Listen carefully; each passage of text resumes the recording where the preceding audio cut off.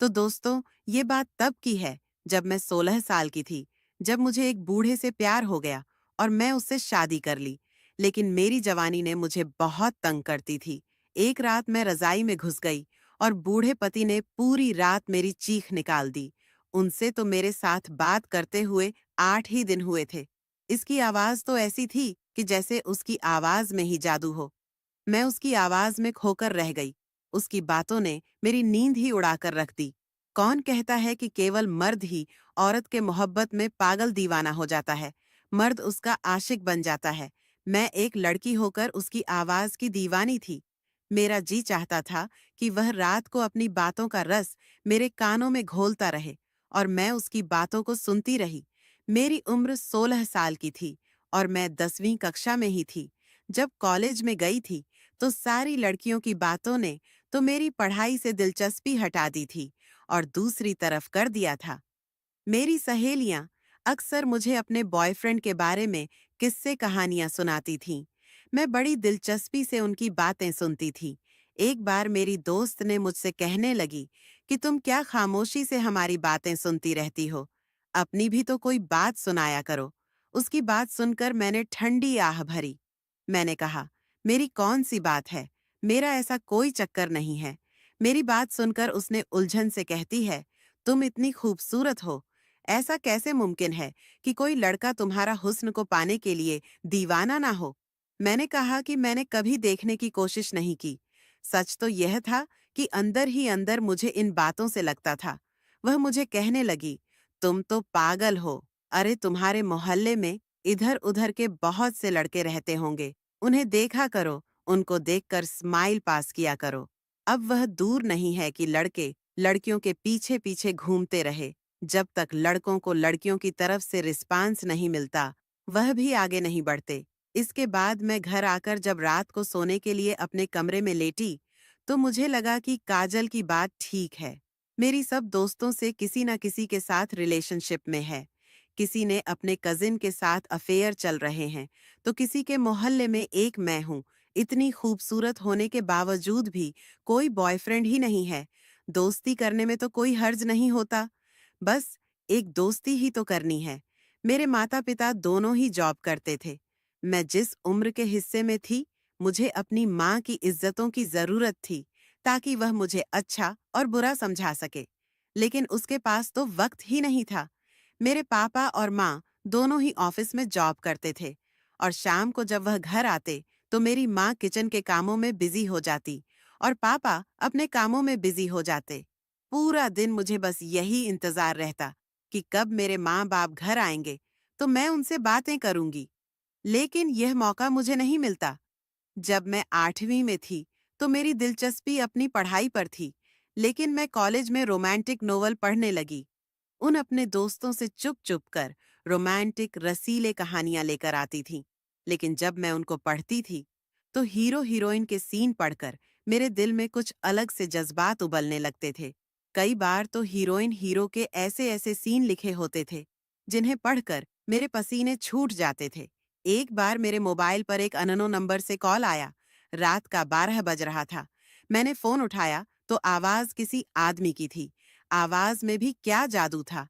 उस शख्स की आवाज, इसका बात करने का अंदाज ऐसा था कि मैं चाहकर भी फोन नहीं बंद कर रही थी। वह मुझसे किसी के बारे में पूछ रहा था कि क्या वह रेखा का नंबर है। मैंने कहा, जी नहीं। फिर कहने लगा कि फिर किसका नंबर है। यह उसके इस सवाल पर मुझे फोन बंद कर देना चाहिए था। यह कह देना चाहिए था कि यह रंग नंबर है, लेकिन मैंने झट से अपना नाम बता दिया। मैंने कहा, मेरा नाम प्रिया, यह मेरा नंबर है। मेरी यह बात सुनकर वह हंसने लगा और कहने लगा, आपकी आवाज बहुत अच्छी है, मुझसे दोस्ती करोगी? यह सुनकर तो मेरे दिल की रफ्तार घोड़े की लगाम की तरह भागी थी। न मैंने उसे कोई जवाब दिया और न ही मेरा दिल चाहा कि मैं फोन बंद कर दूं। मुझे अपनी दोस्त कविता की बात याद आने लगी कि अगर ऐसा कोई मौका मिले तो हाथ से नहीं जाने देना। अरे यही तो दिन होते हैं एंजॉय करने के। उसके बाद मुझे अपनी पढ़ी हुई कहानी का कि अपनी फोटो भेजना हॉट हॉट है कि नहीं। मैं समझ नहीं पा रही थी कि मुझे क्या करना चाहिए। मेरी माँ से मेरी दास्ता महलों में न था कि हर बात अपनी माँ को कहती। वह तो कुछ सुनती ही नहीं थी, न कभी मेरे पास बैठी थी। जब भी मैं उनके बात करने के लिए जाती, उनके पास बैठती, तो वह अपने पर्स से ढेर सारे पैसे निकालकर मुझे पकड़ा देती और कहती कि और ज़रूरत हो तो बता देना, अपनी पढ़ाई पर तवज्जो दो। उसके बाद वह अपने कमरे में चली जाती। मेरे माँ बस खाने के दौरान ही मुझसे कुछ देर बातें करते थे, और वह भी यह कहकर कि तुम्हारी पढ़ाई कैसी चल रही है, सब ठीक है, पैसों की ज़रूरत हो तो मुझे बता देना। कभी-कभी मैं सोचती थी कि शायद मेरी माँ का मुझसे बस यही रिश्ता है कि मुझे मेरी हर ज़रूरत की चीज़ मंगा सके और पूरी करके दे सके। उनके पास मुझे देने के लिए वक्त नहीं था, मुझे अच्छा-बुरा बताने के लिए वक्त न था। मैंने अपने दोस्त की बात मान ली और अपने एक तस्वीर खींचकर उस शख्स के नंबर पर भेज दी। कुछ देर बाद ही मेरा उस फोटो पर दिल का इमोजी से रिएक्ट किया था। उसके बाद वह कहने लगा कि देखा, मुझे मालूम था ना कि तुम बेहद ही खूबसूरत हो। मैंने भी उसे कहा कि मुझे तुम्हारी फोटो देखनी है। वह कहने लगा कि तुम्हें मैं फोटो नहीं दिखाऊंगा, मैं तो तुम्हारे सामने लाइव आकर तुम्हें दिखाऊंगा कि मैं कैसा हूँ। अब अक्सर वह मुझसे मेरी फोटो मांगता और मैं उसे दे देती, लेकिन एक बार वह मुझसे कहने लगा कि अगर काले रंग की मैक्सी पहनो तो और भी ज्यादा हसीन लगोगी। कभी कहता कि लाल रंग तुम पर बहुत अच्छा लगेगा। यह सुनकर मैं शर्मा जाती हूँ। अब उसकी बातें मेरा चैन चुराने लगी थी। उसकी मोहब्बत में धीरे धीरे मैं इस कदर गिरफ्तार हो चुकी थी कि लगता था कि उसके बगैर मैं जी नहीं पाऊंगी। उसकी बातें मेरा होश उड़ाने लगी थीं। कुछ दिनों बाद ही मेरी ग्रेजुएशन के पेपर हो गई। अब मैं सेकंड ईयर में आ चुकी गई थी और मेरी उम्र भी 19 साल हो गई थी। अब जब मैंने उसको बताया कि मैं 19 साल की हो गई हूँ, तो कहने लगा कि मुझे अपने घर का पता बताओ। मैं तुम्हें एक बहुत कीमती तोहफा भेजूंगा। लेकिन मैं पता बताने से डरने लगी। मेरे अंदर कहीं ना कहीं कोई दर्द जरूर होता था। लेकिन जब भी मैं कविता से राय मांगू, वह कहती थी कि दे दे, वह तुझे इतना प्यार करता है, तुम्हें इसके प्यार पर शक नहीं करना चाहिए। मैंने शख्स को अपना पता दे दिया, लेकिन मैंने कहा कि मुझे वह दिन के वक्त तोहफा भेजे, क्योंकि शाम में मेरे पापा आ जाते हैं। उसे कहने कि तुम्हें तुम्हारा तोहफा कुछ दिन में मिल जाएगा। मुझे उनके तोहफे का इंतजार था। उस वक्त ही एक शख्स दरवाजे पर दस्तक देने लगा। मैं फौरन से दरवाजे के पास भाग कर गई और पूछा कि कौन है, तो कहने लगा, आपका तोहफा आया है। मैंने फौरन दरवाजा खोला और एक 45 से 50 साल के लगभग आदमी था। उसके हाथ में एक गिफ्ट था। मैंने वह गिफ्ट पकड़ लिया। वह आदमी मुझे ऐसी नजरों से देख रहा था कि मैं नर्वस हो रही थी। मैंने गुस्से से उसकी तरफ देखा और दरवाजा बंद कर लिया। जब वह तोहफा अपने कमरे में जाकर खोला, तो मेरे होश उड़कर रह गए। वह खूबसूरत मैक्सी थी, जो कि लाइट पिंक कलर की थी, लेकिन इसका गला आगे पीछे दोनों तरफ से काफी गहरा था। मुझे वह मैक्सी तो बहुत पसंद आई थी, लेकिन मैं सोच रही थी कि मेरी माँ ने वह मैक्सी मेरी अलमारी में देख ली तो पूछेगी कि इतनी फैंसी मैक्सी तुम्हारे पास आई कहाँ से, तो मैं क्या जवाब दूंगी। मैं भी यही सोच रही थी कि जब मेरे मोबाइल पर बेल बजनी शुरू हो गई, देखा तो सोनू का नंबर था। इस लड़के का नाम सोनू था। मैंने फौरन से मुस्कुराते हुए फोन उठा लिया और कहने लगा, 000949, तुम्हें मेरा तोहफा पसंद आया। मैंने कहा, हाँ, तोहफा बहुत पसंद आया। कहने लगा, तो फिर तोहफा देने वाले का हक भी अदा करो। मैं उसकी बात समझ नहीं पाई। वह कहने लगा कि मुझे तुम्हें इन कपड़ों में देखना है। ये सुनकर तो मैं घबरा गई थी। मैंने कहा, तुम कैसे देख सकते हो? वह कहने लगा, वीडियो कॉल पर इनकार मत करना, मैं तुमसे नाराज हो जाऊंगा। जैसे ही वीडियो कॉल की रिंगटोन बजी, मेरा दिल जोरों से धड़कने लगा। मैं बहुत ज्यादा नर्वस थी। पहली बार जब इसे फेस टू फेस देखना था, दिल में तो मेरे भी बहुत बेचैनी थी कि मैं उसे देखूंगी। वह कैसा है? मैंने अपने दिल थामा और वीडियो कॉल रिसीव कर ली। लेकिन यह क्या? सामने बिल्कुल अंधेरा था, कुछ भी नहीं दिखाई दे रहा था, सिवाय अंधेरे के शायद कमरे की लाइटें बंद थीं। मैंने कहा कि अंधेरा क्यों है? तो कहने लगा कि मैं तुम्हें अभी अपने आप को दिखा नहीं चाहता, लेकिन बहुत जल्द ही दिखाऊंगा। वह मेरी तारीफ करने लगा, कहने लगा, मैंने जितना भी ख्याल सोचे थे तुम्हारे बारे में कि तुम इस कपड़ों में ऐसी लगोगी, तुम बिल्कुल वैसी ही लग रही हो। लेकिन मेरा ख्याल तुम्हारे हुस्न के सामने कुछ नहीं है। मैं यह सुनकर शर्मा गई कि फिर वह कहने लगा, अपने दुपट्टा उतारो, मुझे तुम्हें बिना दुपट्टे के देखना है। यह सुनकर मेरा दिल धड़कने लगा। मैंने इनकार कर दिया। वह कहने लगा, आज तुम्हारी नहीं सुनूंगा। बस वह करो जो मैं कह रहा हूं, वरना तुमसे नाराज हो जाऊंगा तो तुम्हें कभी फोन नहीं करूंगा। तुमसे बहुत दूर चला जाऊंगा। मैं इसकी नाराजगी बर्दाश्त नहीं कर सकती थी। इसलिए मैंने अपना दुपट्टा उतार दिया। उसके बाद वह मुझसे जो जो कहता रहा, मैं वह करने लगी। बाहर दरवाजे की दस्तक पर मैं बुरी तरह से घबरा रही थी। मैंने फौरन से फोन काट दिया और अपने कपड़े जल्दी से बदल लिए और बाहर चली गई। बाहर मेरे माँ बापा ऑफिस से वापस आए थे। मैं कुछ घबरा सी गई थी। मुझे घबराता हुआ देखकर वह कहने लगे, तुम्हें क्या हुआ है? इतनी परेशान क्यों लग रही हो? मैंने सिर हिला दिया और कहा कि मैं बिल्कुल ठीक हूँ। यूं ही बात टाल दी उन दोनों ने। मेरी माँ से कुछ कहा, तुम्हें किसी और के घर दावत में जाना है, तैयार हो जाना। काफी शानदार दावत था। इंतजाम था जहां मैं अपने माँ बाप के साथ शायद पहली बार ही गई थी, वरना वे लोग अकेले ही जाते थे।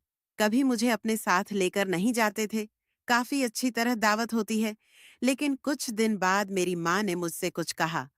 मैं तो हक्की बक्की होकर उनको देख कर रह गई। वह कहने लगी कि दावत पर मौजूद मेरे बाबा ने एक दोस्त से अपने बेटे के लिए तुम्हें पसंद कर लिया है और मेरी माँ बहुत जल्दी मेरी मंगनी उससे कर देंगी। मैंने यह सुना था कि मैं रोने लगी। मैंने कहा कि मुझे शादी नहीं करनी। मेरी माँ कहने लगी, क्यों नहीं करनी? देखो, हम तुम्हारी शादी अभी नहीं करेंगे, जब तक कि तुम्हारी पढ़ाई पूरी ना हो जाए। लेकिन रिश्ता तुम्हारा वहीं होगा जहां हम चाहते हैं। वह लोग बहुत अमीर हैं। तुम बहुत ही अच्छी से अच्छी जिंदगी गुजारोगे। लेकिन इस वक्त शायद बात मेरी बस में बाहर निकल चुकी थी। मैं तो इस आदमी की मोहब्बत में पागल हो चुकी थी। मैंने कहा, मैं किसकी ओर पसंद करती हूँ, इसी से शादी करूंगी। यह सुनकर तो मेरे पापा आपे से बाहर हो गए। मुझे थप्पड़ मारा और मेरी माँ से कहने लगे, हम इसके लिए दिन रात मेहनत कर रहे हैं और यह न जाने किस मोहल्ले के आवारा लड़कों से इश्क करती फिर रही है। मेरी माँ भी मुझे बुरा भला कहने लगी, लेकिन मैं रोते हुए यही कहती रही कि मैं इसके अलावा किसी से भी शादी नहीं करूंगी। मेरी माँ मुझे बाजू से पकड़कर मेरे कमरे में ले गई और मुझे कमरे में बंद कर दिया और कमरा बाहर से लॉक कर दिया। जैसे ही रात को सोनू का फोन आया, मैंने सारी बातें उसे बता दी। यही सुनकर सोनू कहने लगा, मैं तुमसे शादी करना चाहता हूँ। ये सुनकर मैं परेशान हो गई। मैंने कहा, सोनू, ये कैसे मुमकिन हो सकता है? मेरे माँ बाप नहीं मानेंगे। वह कहने लगा, मैं कल ही तुमसे शादी कर लूंगा, वह भी फोन पर यहीं वकील बुला लूंगा। मैंने कहा, ऐसे कैसे हो सकता है? मुझे कमरे में लॉक कर दिया गया है। मैं घर से भाग नहीं सकती। वह कहने लगा, फोन पर ही मैं तुमसे शादी कर लूंगा। ऐसे भी शादी हो जाती है। मुझे तो ऐसी बात का कभी पता था, इसलिए मुझे यही हाल नजर आया। लेकिन ऐसे तो मेरे माँ बाप कभी ना मानते। अगले दिन वीडियो कॉल पर ही मेरी सोनू से शादी हो गई, लेकिन इसे मैंने अभी तक देखा नहीं था। सिर्फ वकील ही मुझे नजर आया था, जिसके सामने मैंने अपनी शादी को कबूल किया था। शादी होते ही फोन कट चुका था। रात को जब कॉल आई तो सोनू कहने लगा कि तुम अपने माँ बाप से झगड़ा खत्म कर लूं। कह दो कि तुम्हें रिश्ते से कोई ऐतराज नहीं है, ताकि तुम्हारी कैद खत्म हो। मुझे भी सोनू की बात ठीक लगी। मैंने यही किया। अगले दिन अपनी माँ से कहा, कह दिया कि मुझे उसके रिश्ते पर कोई ऐतराज नहीं है। मेरी माँ यह सुनकर खुश हो गई। मुझे गले से लगाकर कहने लगी कि जो फैसला हम तुम्हारे लिए ले रहे हैं, तुम्हारे अच्छे के लिए ही होगा। बेटा, बाद में तुम खुद ही यही कहोगी। मुझे जो कदम उठाना था वह मैं उठा चुकी हूँ। कुछ दिन में मेरे बाबा के दोस्त और उनकी बीवी आकर मुझे अपने बेटे के नाम नाम की अंगूठी पहनाकर चले गए। मेरे पापा मेरी तरफ से दोबारा से बेफिक्र हो गए थे। एक दिन ऑफिस गए थे कि पीछे एक डिलीवरी वाला आ गया। मैं जानती थी कि डिलीवरी वाले के हाथ में मेरे शादी के पेपर्स हैं, जिसे हर हाल में मुझे साइन करके इसी आदमी को वापस देने हैं। मैंने साइन कर दिए। कहने लगे, आपको आपकी कोई आईडी का नंबर भी बताना पड़ेगा। मैंने अपनी आईडी का नंबर भी दे दिया। एक दिन पहले ही मेरी आईडी कार्ड बनकर मुझे मिला था। मैं अपना आईडी कार्ड को देखकर नंबर बता रही थी। कहने लगा, मुझे इसकी तस्वीर चाहिए होगी। जैसे मैंने दरवाजा खोला तो 45 साल का आदमी सामने खड़ा था। कहने लगा, मेरी बीवी को मेरे हवाले कर दो। यह सुनकर मेरे बाबा इससे बहस करने लगे। शोर सुनकर मेरी माँ भी बाहर आई। मैंने पहले इस आदमी को नहीं देखा था। वह कहने लगा, मेरी आपकी बेटी से शादी हुई है। इसकी आवाज सुनकर तो मैं सांस लेना भूल गई थी।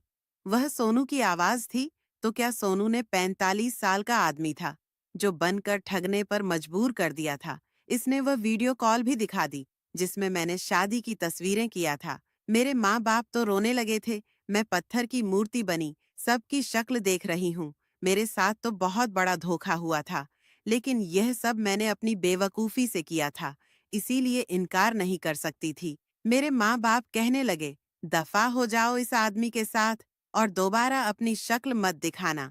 मैं किसी को बेवजह मौजूद की तरफ इस आदमी के साथ और दोबारा अपनी शक्ल मत दिखाना।